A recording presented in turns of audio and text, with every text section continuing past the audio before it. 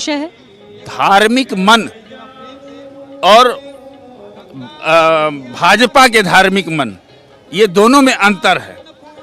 ये हिंदुइज्म को डिस्क्राइब करते हैं। हिंदुइज्म क्या कोई धर्म है क्या? हिंदू कोई धर्म है क्या? किसी ग्रंथ में, किसी पुराण में आप देखिए, सबसे पौराणिक ग्रंथ क्या है?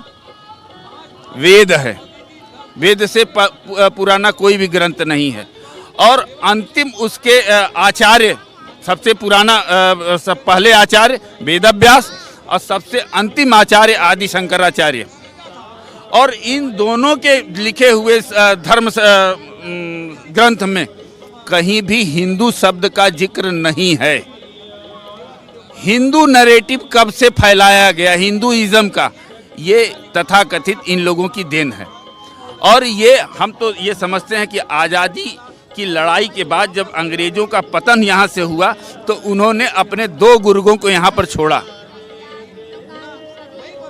एक जिन्ना को और एक गोलवरकर को, जिनके ये 2 जिन्न यहाँ पर जो आए, जिन्ना तो अपना काम कर दिए, भारत को एक खंड कर दिए, लेकिन गोलवरकर के जो अनुयायी थे आज भी भारत के अंदर उस जहर का सूत्रपात कर रहे हैं। तो आप ये कह रहे हैं कि ये सांस्कृतिक जो नगरी है, भारत की सांस्कृतिक राजधानी कहा जाता है, यहाँ से आप ये कह रहे हैं कि आप एक महंत होते हुए आप हिंदुत्व की राजनीति का विरोध करते हैं। सावरकर ने जो हिंदुत्व का फॉर्मूला बताया, हिंदुत्व तो कुछ है ही नहीं। हिंदुत्व यही है, ये डर पैदा करने का एक तरीका है। हिंदुत्व मतलब क्या है भाई? हिंदुस्तान में हिंदू के नाम पे राजनीति हिंदू है। और अगर आपको किसी एक वर्ग से इतना खतरा है, आप इस देश में 3 राष्ट्रपति मुसलमान हुए, मुस्लिम समुदाय से हुए, कई गवर्नर मुस्लिम समुदाय से हुए, कई चीफ मिनिस्टर मुस्लिम समुदाय से हुए, लेकिन आज तक कभी हिंदू को कोई खतरा नहीं हुआ। कभी किसी हिंदू ने आवाज़ भी नहीं उठाई और सब चीज़ संविधान के अनुरूप चल रहा था। केवल 7 साल से इनकी सरकार आई है और हिंदुत्व खतरे में पड़ गया। तो इसका मतलब ये नैरेटिव पैदा किया जा रहा है समाज के अंदर, खुद की स्वीकारोक्ति के लिए, स्वयं की स्वीकारोक्ति के लिए। मुझे वो दिन याद है जिस दिन मोहन भागवत ने यहाँ बोला था नागपुर में अपने सम्मेलन में कि देशवासी, भारतवासी 50 साल तक सनातन धर्म पर बात करना बंद कर दें और हिंदुइज्म पर बात होगा। 50 साल मतलब धर्म क्या है? सनातन है, जिसका वर्णन मिलता है, मुझे इतिहास मिलता है, जिसका वेदों में से लेके सारे पुराणों में इतिहास मिलता है। सनातन धर्म के किसी भी ऐसे श्लोक में या किसी भी ऐसे अध्याय में कहीं भी इस तरीके से नफरत का बीज नहीं बोया गया है।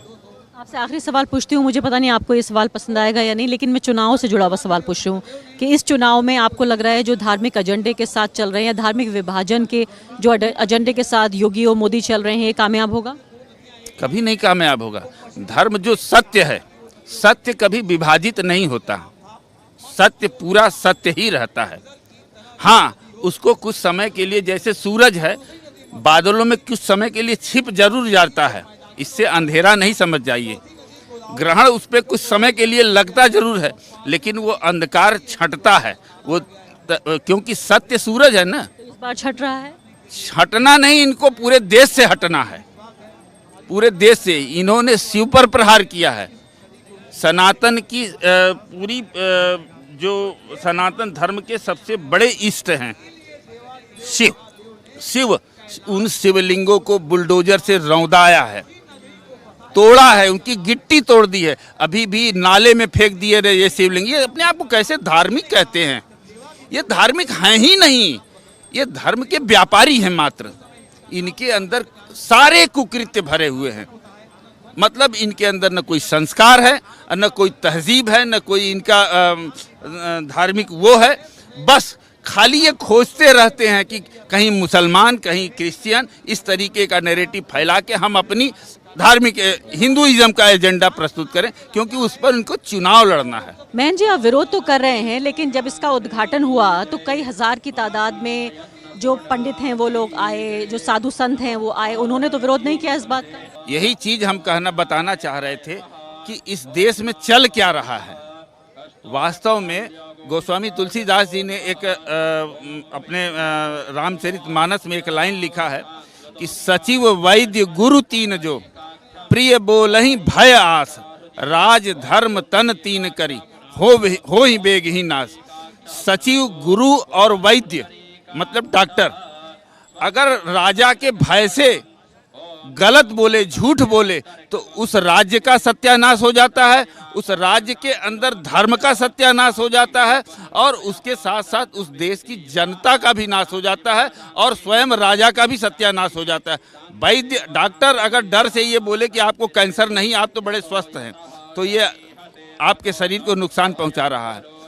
अगर गुरु डर से ये बोले कि नहीं, जो आप कर रहे हैं यही धर्म है, धर्म संगत है, तो इसका मतलब वो धर्म का सत्यानाश कर रहा है।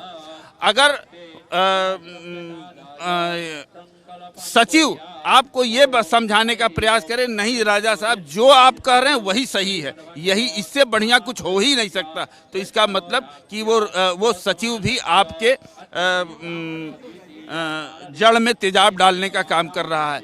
आज हो क्या रहा है, यही तो मैं देख रहा हूं कि जो अपने आप को चोला पहने हुए संत, तथाकथित संत हैं, कुछ तो चले गए जेल में, कुछ जेल जाने वाले हैं, सरकार बदलने की देर है। तो ऐसे लोगों से जो धर्म प्रभावित हो रहा है, धर्म विकृत हो रहा है, क्योंकि ये वेश गेरुआ पहन लिए हैं, लेकिन इनका अंदर इतना ज़्यादा काला है कि ये समाज को कलंकित करने का काम कर रहे हैं। धन्यवाद। द वायर के और वीडियोस देखने के लिए सब्सक्राइब करें और बेल आइकन पर क्लिक करें।